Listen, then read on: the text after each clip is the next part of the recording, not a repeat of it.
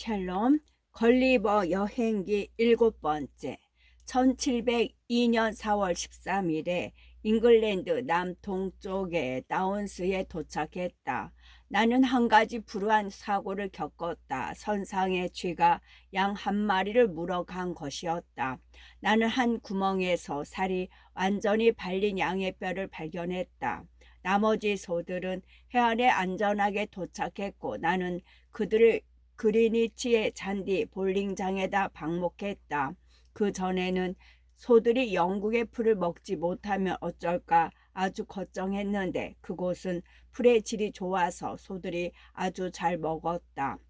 나는 오랜 항해에서 선장의 호의가 없었더라면 그 소들을 온전히 보존하지 못했을 것이다. 선장은 내게 그가 가지고 있는 질 좋은 과자를 일부 제공했는데 나는 그것을 갈아서 가루를 내어 물과 함께 섞어서 소들의 먹이로 주었다. 영국에 머무는 짧은 체류 기간 동안에 나는 가축들을 여러 지체 높은 사람들과 기타 인사들에게 보여줌으로써 많은 수익을 올렸다. 나는 두 번째 항해에 나서기 전에 그것들을 600파운드를 받고 팔았다. 내가 마지막 항해에서 돌아와 보니 많이 번식해 있었고 특히 양이 그러했다. 나는 양털이 아주 부드럽고 좋아서 양모 산업의 발달에 크게 도움이 될 수 있기를 희망한다. 나는 아내와 아이들과 함께 2달을 머물렀다. 그러나 낯선 나라들을 보고 싶은 줄기찬 욕망 때문에 더 이상 체류할 수가 없었다. 나는 아내에게 2,500파운드를 주었고 레드리프의 좋은 집에서 살게 해 주었다. 나머지 자금은 일부는 현금, 일부는 물건으로 내가 가지고 갔는데 그걸로 재산을 불려볼 생각이었다. 나의 큰아버지 존은 에핑 근처에 있는 땅을 유산으로 남겼는데 거기서 연간 약 30파운드의 소득이 나왔다. 나는 또한 페레레인에 있는 블랙불 여관을 오랫동안 세를 놓았는데 여기서는 30파운드보다 훨씬 많은 소득이 나왔다. 그래서 내 가족이 교구 지원금으로 살아가야 할 위험은 없었다. 큰아버지 이름을 딴 나의 아들 조니는 중학교에 다니는 장래가 유망한 아이였다. 내 딸 베티는 지금은 좋은 혼처에 시집가서 스라에 아이들을 두고 있다. 베티는 당시 바느질을 배우고 있었다. 나는 처자식과 작별 인사를 했는데 양쪽 모두 눈에 이슬이 맺혔다. 나는 수라트로 가는 300톤 크기의 상선인 어드벤처호에 승선했고 선장은 리버풀 출신의 존 니콜라스였다. 내가 이 상선을 타고 겪은 일은 여행기의 2부에 소개된다. 수라트는 인도 서해안의 대도시로 영국이 인도를 지배하던 시기의 중심지이다. 제1장 큰 폭풍우를 만나다 육지를 발견하고 긴 보트에 탄 선원들이 식수를 구하러 가다 저자가 그들과 함께 그 나라를 구경하러 갔다가 해안에 혼자 남겨지고 원주민들 중 한 사람에게 붙잡혀 농부의 집으로 끌려가다 그곳에서 받은 대접과 그곳에서 벌어진 여러 사건들 주민들을 묘사하다. 기질과 운명에 의하여 활동적이고 분주한 인생을 영유하게 되어 있는 나는 귀국한 지 2달 만에 또다시 조국을 떠났다. 나는 1702년 6월 20일 다운스에서 수라트행 어드벤처호에 올랐다. 선장은 코널 사람인 존 니콜라스였다. 우리는 희망봉에 도착할 때까지 순풍을 만나서 잘 항해했고 식수를 얻기 위해 그곳에 상륙했다. 그러나 배의 누수를 발견하고서 짐들을 다 내린 후에 그곳에서 겨울을 보냈다.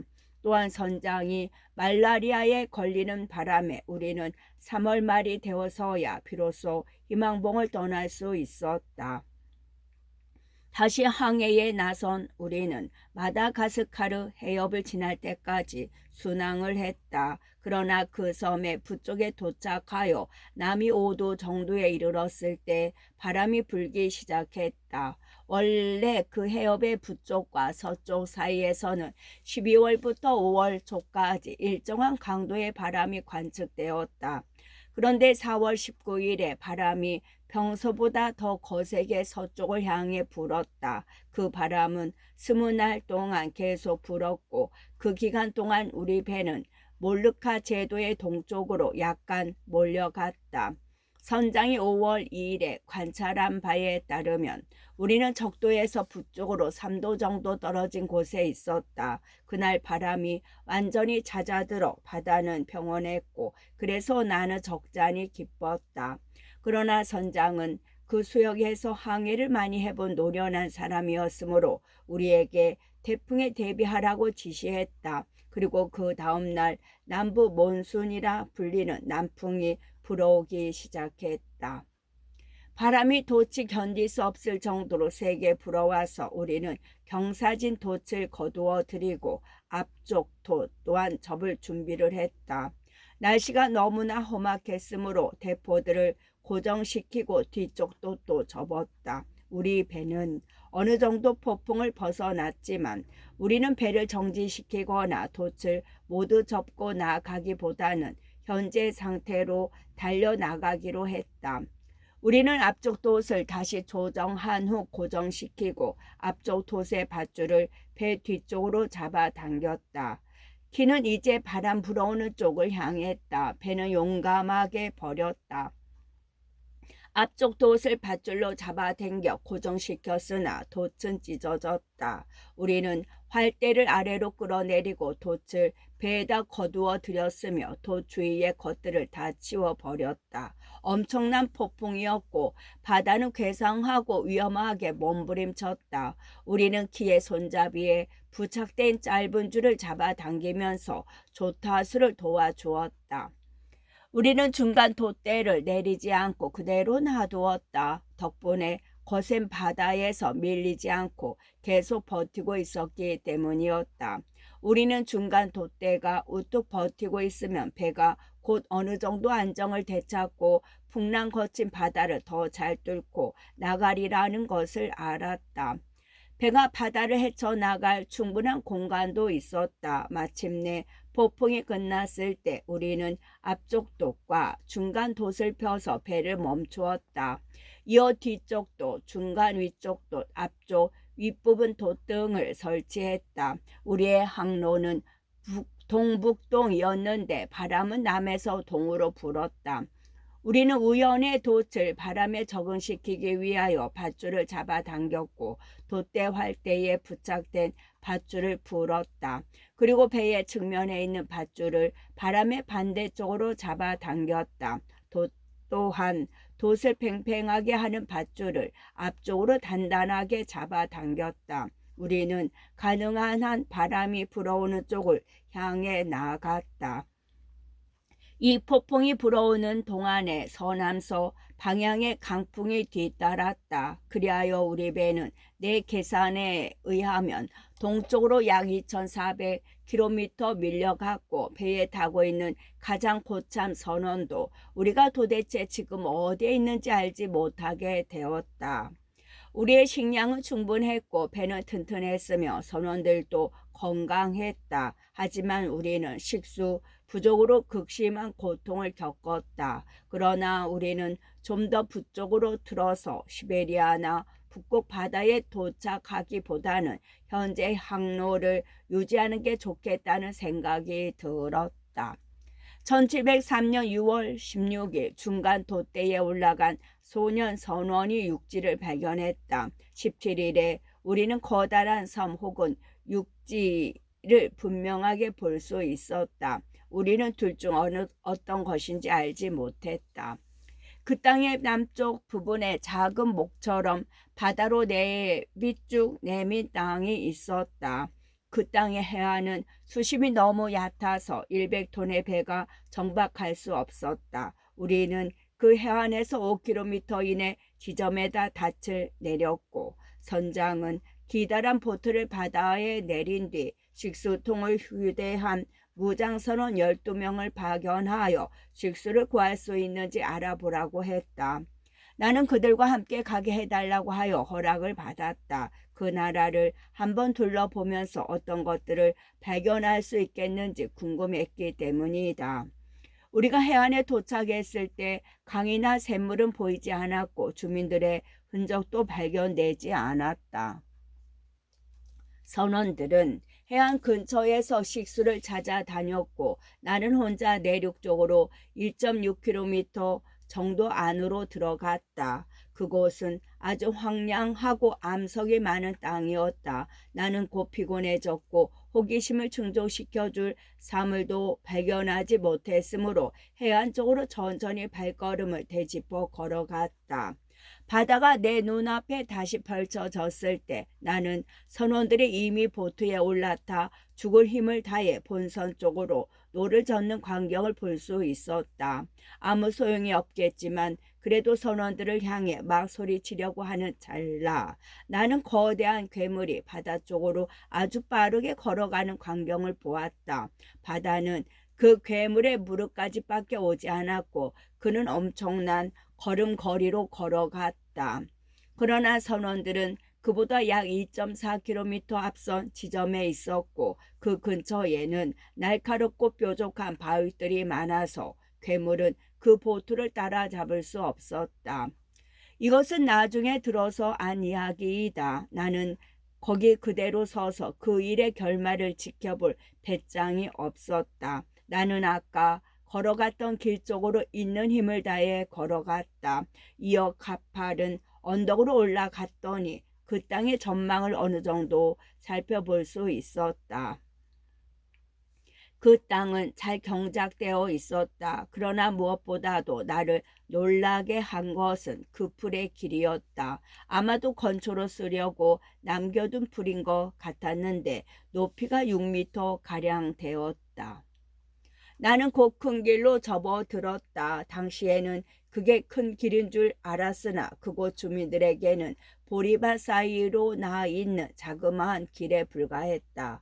이 길을 나는 어느 정도 걸어갔으나 길 양쪽에서 아무것도 볼 수가 없었다. 마침 수확이 가까운 때여서 보리싹은 12m 높이로 자라 있었다. 나는 1시간 정도 걸어서 보리밭의 끝에 도착했다. 그 끝에는 36m 높이의 산 울타리가 젖어 있었고 주위의 나무들은 너무 높아서 그 길을 측량할 수 없을 정도였다. 거기에는 이 밭에서 저 밭으로 건너가는 계단이 설치되어 있었다. 모두 4계단이었는데 맨 윗부분에는 큰 돌을 가로질러 놓아 그 돌을 타고 넘어가야 되었다. 내가 이 계단을 올라가는 것은 불가능했다. 각 계단의 높이가 2m였고 맨 위의 돌은 6m나 되었기 때문이다. 내가 산울타리 사이에 빈틈이 없나 살피며 두리번거리는 동안에 이웃 들판의 주민들 중 한 사람이 계단 쪽으로 걸어오는 것이 보였다. 그 또한 아까 해변에서 우리 보트를 뒤쫓아 가던 괴물만큼이나 덩치가 컸다. 그는 교회에 우뚝 솟은 첨탑 정도로 키가 컸고 내가 보기에 한 걸음마다 보폭이 10m는 조이 되는 듯했다. 나는 극도의 공포와 경악에 사로잡혀 보리이삭 사이로 달려가 몸을 숨기고 그를 살폈다. 그는 계단 맨 위에 올라가 오른쪽에 있는 옆 들판을 뒤돌아 보았다. 그는 트럼펫 소리보다 몇 배는 더 큰 소리를 내질렀다. 그 소리는 하늘 높이까지 올라갔다. 처음에 나는 그게 전등 소리라고 생각했다. 그러자 그와 똑같이 생긴 7명의 괴물이 손에 수확용 낫을 들고서 그에게 걸어왔다. 그 낫 하나가 우리 낫 6개를 합쳐놓은 정도의 크기였다. 이 사람들은 별로 옷을 잘 입고 있지 않았는데 맨 처음 나타난 자의 하인이거나 일꾼인 듯했다. 이어 그가 뭐라고 말을 하자 그들은 내가 숨어있던 보리밭을 수확하기 시작했다.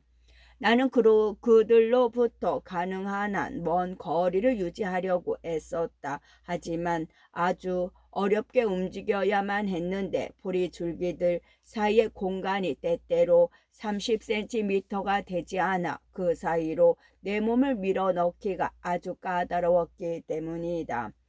그렇지만 나는 어렵사리 그 사이를 비집고 들어가 앞으로 나가면서 보리밭의 다른 부분으로 이동했는데 그곳에서는 보리 줄기가 비바람을 맞아 쓰러져 있었다. 여기에서 한 걸음도 더 내디딜 수가 없었다. 왜냐하면 줄기들이 서로 뒤엉켜서 그 사이로 빠져나갈 수가 없었고 쓰러진 이삭의 수염이 너무 뾰족하고 강력하여 옷을 뚫고 들어와 내 살을 마구 찔러댔기 때문이다. 그때 내 뒤 100m 정도 떨어진 지점에서 추수꾼들이 움직이는 소리가 들려왔다. 너무 애를 써서 사기가 저하된 데에다 슬픔과 절망에 완전히 사로잡힌 나는 두 보리 더미 사이에 드러누워서 그 순간 나의 생이 끝나 버리기를 간절히 기원했다. 나는 과부가 될 아내, 아버지가 없게 될 자식들을 생각하며 신음소리를 내질렀다. 친구들과 친척들의 조언에도 불구하고 두 번째 여행을 떠난 나 자신의 어리석음과 고집스러움에 단식했다. 이렇게 마음이 크게 동요한 상태였지만 닐리퍼 생각을 하지 않을 수 없었다. 그곳의 주민들은 나를 산악인간이라고 부르면서 이 세상에 일찍이 나타난 적이 없는 가장 경이로운 존재라고 했다. 그곳에서 나는 제국의 함대를 한 손으로 들어줄 수 있었고 그 제국의 역사서에 기록될 만한 여러 가지 업적을 남겼다. 그러나 이 제국의 후손들은 수백만의 사람들이 증언했음에도 불구하고 그런 업적을 믿지 않을 것이다. 그런데 이 나라에서는 내가 한 명의 닐리퍼 사람이 되어 아주 보잘것없는 존재처럼 보일 것이니 나로서는 얼마나 창피한 노릇인가. 하지만 이런 창피가 나의 불행 가운데 가장 하찮은 것이라고 생각했다. 인간은 그 덩치에 따라 더 야만적이고 더 잔인해진다고 볼 때 내가 저 거대한 야만인들 중 첫 번째 야만인의 손에 잡힌다면 그의 입속에 들어갈 한 조각 고기 덩어리에 지나지 않을 것이기 때문이다. 철학자들은 그 자체로 크거나 작은 것은 없으며 비교에 의해서 그런 차이가 생긴다고 말했는데 과연 맞는 말이다. 만약 닐리퍼 사람이 조소인국에 가게 된다면 그건 운명의 여신을 즐겁게 할지 모른다. 조소인국에서 닐리퍼 사람은 거인으로 보일 것이다. 내가 닐리퍼 사람들에게 산악 인간으로 보였던 것처럼 말이다. 그렇다면 이 세상 어느 먼 곳에 그러나 아직 우리가 발견하지 못한 곳, 이 세상 어느 먼 곳에 지금 내가 목격한 저 거대한 괴물 또한 소인으로 보이는 나라가 있을 수도 있지 않겠는가. 겁먹고 당황한 상태였지만 나는 이런 생각을 하지 않을 수 없었다. 추수꾼들 중 하나가 내가 누워있는 보리 더미에서 10m 지점까지 다가왔고 나는 저 거대한 발에 밟혀 죽거나 아니면 추수낫에 찍혀 몸이 두 동강이 날지 모른다는 두려움에 떨었다. 그래서 그가 다시 움직이는 기색을 보였을 때 나는 공포에 사로잡힌 사람이 낼 수 있는 최대한의 목소리로 비명을 내질렀다. 그러자 거인은 우뚝 멈춰 섰고 한동안 자신의 발밑을 찬찬히 살펴보다가 마침내 땅에 누워있는 나를 발견했다. 그는 잠시 경계하며 생각에 잠겼다. 자신의 피부를 긁거나 물지 모르는 자그마한 해충을 잡으려 하는 그런 사람의 태도였다. 내가 영국에 있을 때 족제비를 대하는 모습 그대로였다. 마침내 그는 내 등의 중간 부분을 엄지와 검지로 집어 올리더니 눈앞 3m 지점까지 가져갔다. 내 모습을 좀 더 자세히 살펴보려고 하는 것 같았다. 나는 그의 의도를 제대로 짐작했다. 그리고 행운이 작용하여 나는 침착한 마음가짐을 유지 유지할 수 있었다. 나는 지상에서 약 20m 높이에 들어 올려진 상태였음에도 조금도 버둥거리지 않기로 결심했다. 그가 두 손가락으로 내 양 옆구리를 꼭 쥐고 있었지만 그 손가락 사이로 내 몸이 추락하지 않을까 두려웠기 때문이다. 내가 한 것이라고는 두 눈을 태양 쪽으로 들어 올리고 양손을 기도하는 자세로 모아지면서 아주 공손하고 우울한 목소리로 몇 마디 애원의 말을 하는 것뿐이었다. 그것이 내가 처한 상황에 합당한 자세였다. 우리가 없애버릴 마음을 먹은 자그마한 해충을 대하듯이 그가 언제라도 나를 땅바닥에 내동댕이 칠 수 있다는 두려움이 내 머릿속에 가득했다.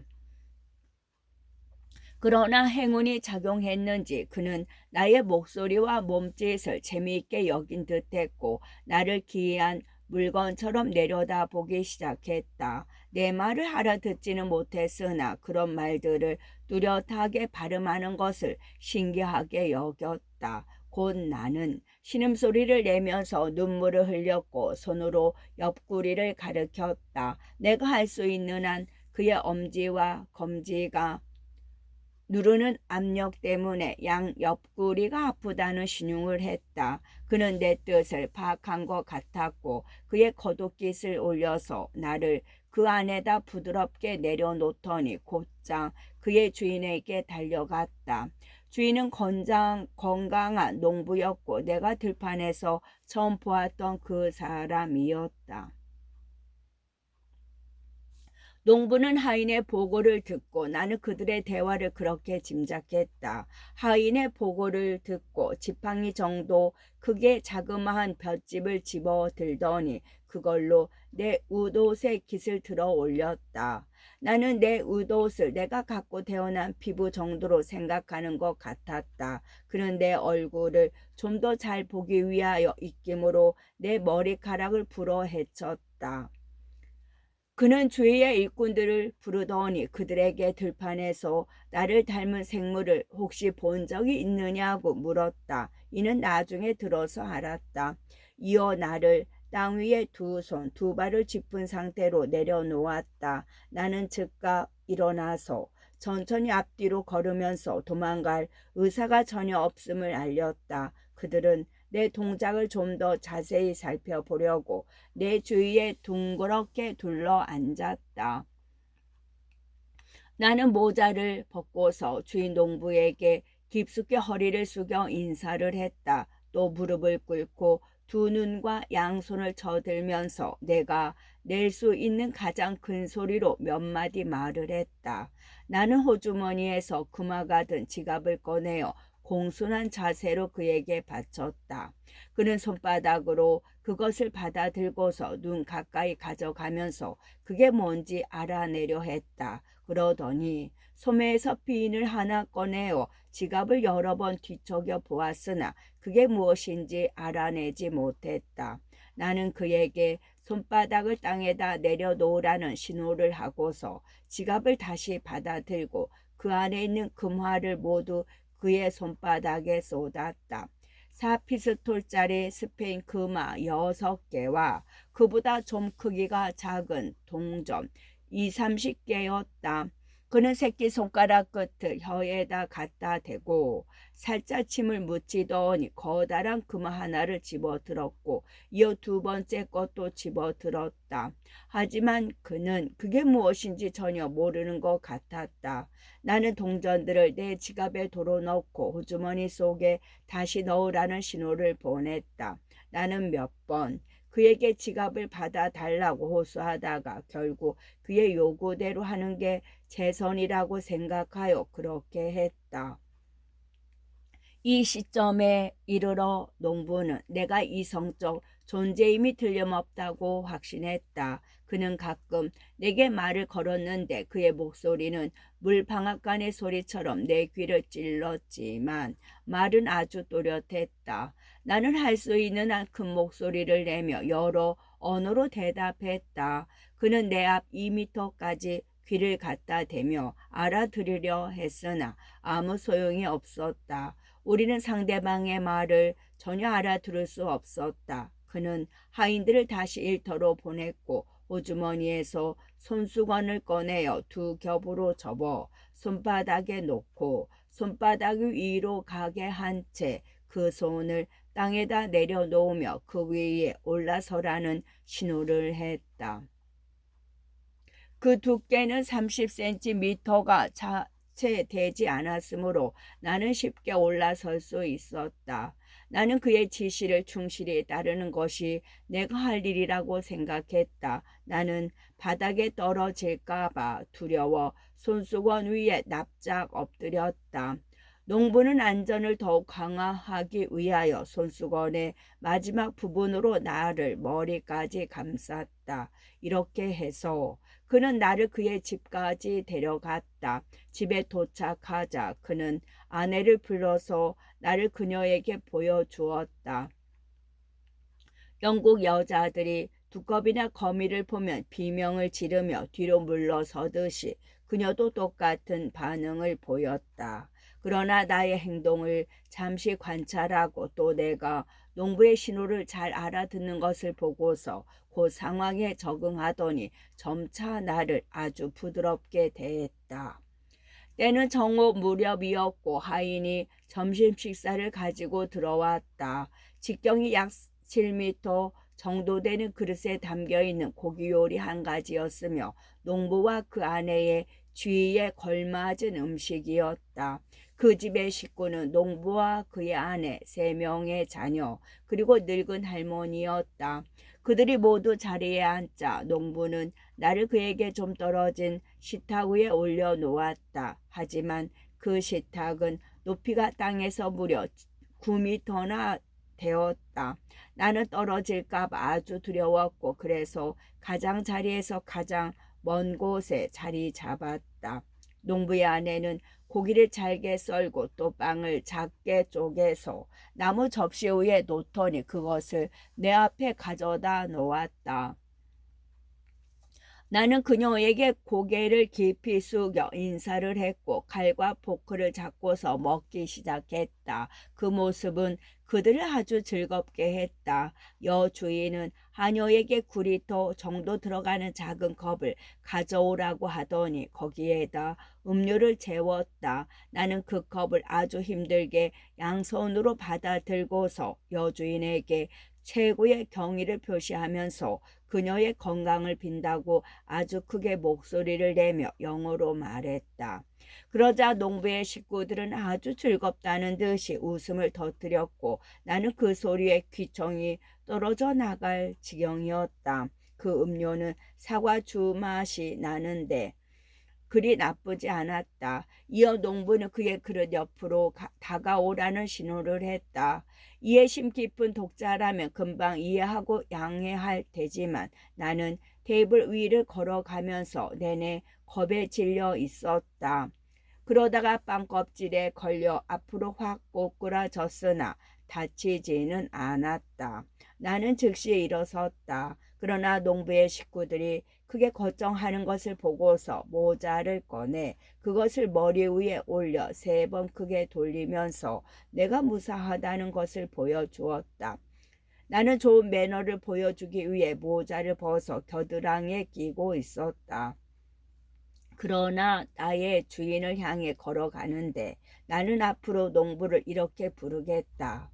그의 옆에 앉아있던 10살 정도의 짓궂은 막내 아들이 나의 두 다리를 잡아서 공중 높이 쳐 올렸다. 나는 사지가 마비될 정도로 몸을 떨었다. 그러나 곧 그의 아버지가 나를 그에게서 낚아챘다.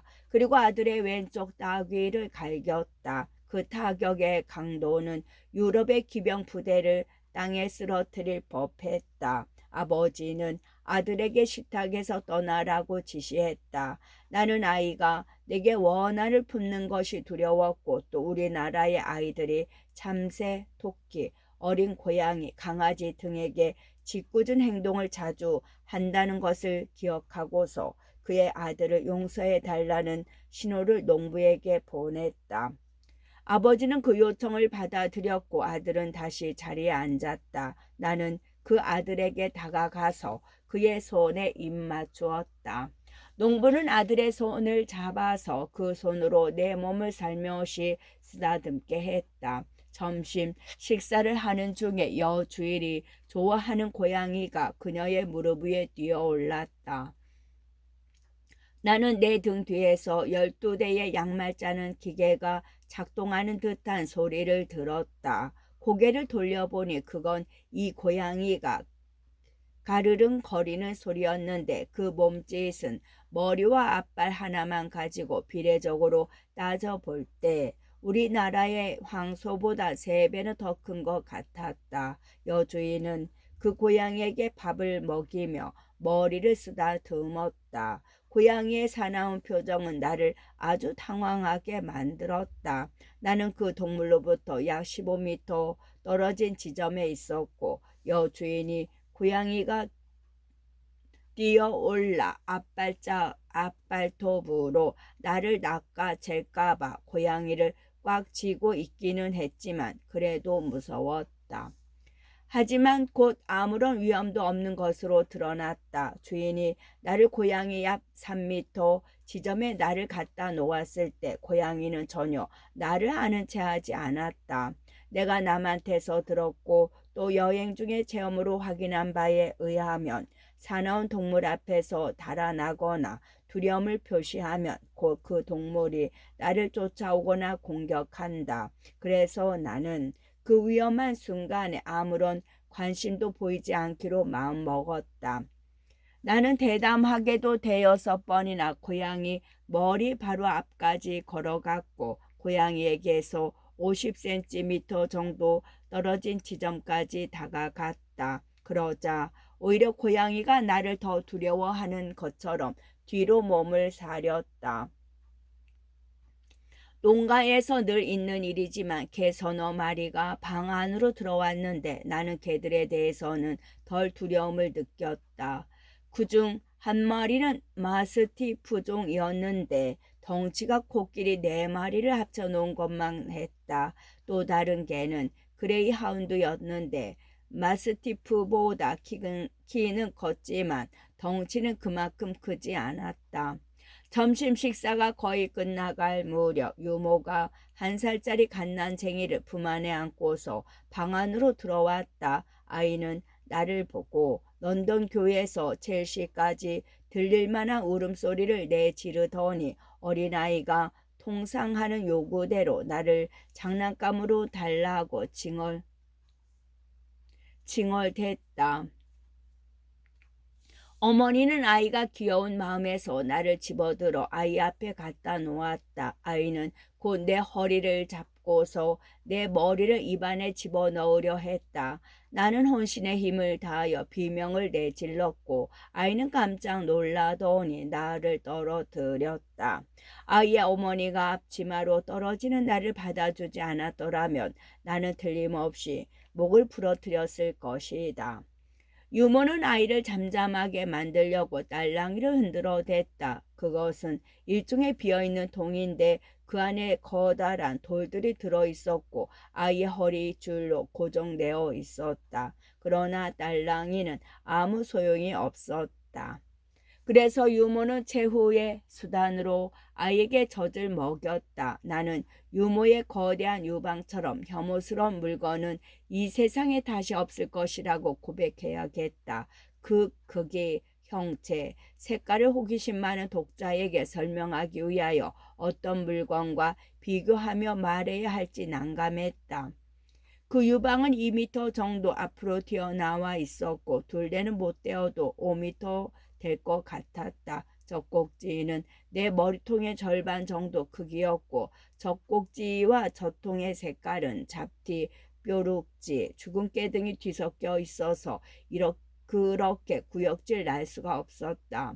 유모는 젖을 더 잘 먹이기 위해 앉아 있었고 나는 서 있었기 때문에 그 광경을 아주 가까이서 볼 수 있었다. 이것은 나로 하여금 우리 영국 숙녀들의 하얀 피부를 생각하게 만들었다. 영국 숙녀들은 우리와 똑같은 크기이므로 그처럼 아름답게 보이고 결점이 감추어진다. 그러나 우리가 실험을 해보아서 알지만 돋보기를 사용하면 아주 부드럽고 하얀 피부도 우둘투둘하고 거칠면서 나쁜 색깔을 띈다. 나는 릴리버 생각이 났다. 그곳 소인들의 피부 색깔은 이 세상에서 가장 아름다운 것처럼 보였다. 나는 이 문제와 관련하여 나와 친한 친구였던 소인국의 학자와 의논해 본 적이 있었다. 그 학자는 내 얼굴을 땅에서 올려다 볼 때에는 한결 부드럽고 매끈하게 보인다고 말했다. 그러나 내가 그를 손 위에 올려놓고 내 얼굴에 바싹 가져갈 때에는 아주 달라진다고 했다. 그는 처음에는 아주 큰 충격이었다고 말했다. 내 얼굴에서 많은 구멍을 발견했고 덕수염은 멧돼지의 털보다도 10배는 더 단단한 것처럼 보였으며 얼굴 색깔은 여러 가지 불쾌한 색깔로 이루어져 있다는 것이었다. 내가 우리나라 대부분의 남자들처럼 얼굴이 희고 또 여행을 많이 한 데 비하여 얼굴이 별로 타지 않았는데도 그런 평가를 받았다. 그 소인 학자는 또 황제 궁정의 숙녀들에 대하여 이야기하면서 어떤 여자는 죽은 깨가 많고 어떤 여자는 입이 너무 넓고 또 다른 여자는 코가 너무 크다고 말했지만 나는 그런 것을 전혀 구분하지 못했다. 나는 이런 생각이 너무나 뻔한 것이라고 고백하는 바이다. 끝.